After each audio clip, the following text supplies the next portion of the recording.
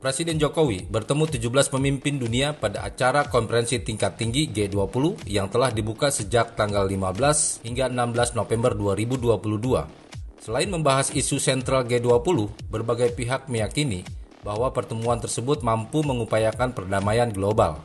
Presiden Jokowi menjamu sejumlah kepala negara di Apurva Kempinski pada 15 November 2022.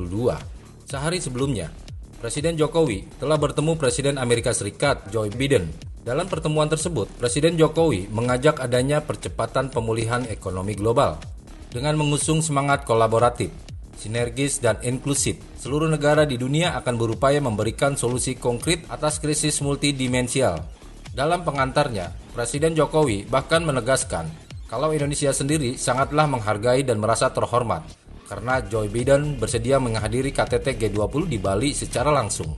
Presiden Indonesia ketujuh itu juga memberikan apresiasinya sangat tinggi, bukan hanya kepada Biden, namun kepada seluruh kepala negara delegasi anggota G20 lainnya, karena bisa menyempatkan diri untuk hadir dalam KTT G20 di tengah situasi dunia saat ini yang penuh akan ketidakpastian dan sedang tidak baik-baik saja. Dengan kehadiran Presiden AS tersebut, tentunya diharapkan Presidensi G20 Indonesia akan membawa sebuah perubahan yang berdampak sangat besar bagi pemulihan global, karena memang G20 sendiri merupakan salah satu platform multilateral strategis yang dapat menghubungkan negara-negara dengan ekonomi besar di dunia.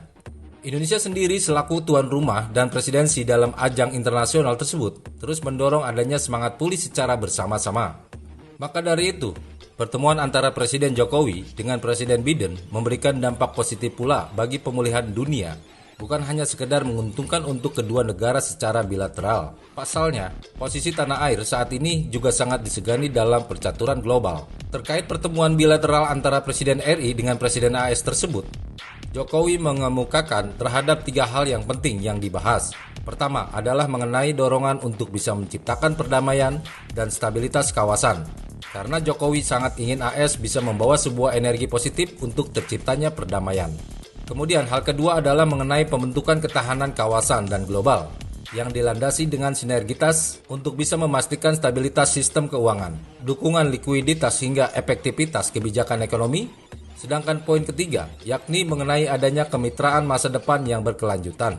Di sisi lain, Presidensi G20 Indonesia sendiri bisa dikatakan mencetak sebuah sejarah besar karena menjadi momentum pertemuan antara Joe Biden dengan Xi Jinping untuk pertama kalinya sejak tahun 2020 silam. Hal tersebut dikarenakan sejak terjadinya pandemi COVID-19. Memang, Presiden Cina Xi Jinping sangat menghabiskan waktunya untuk mengurusi negeri tirai bambu itu.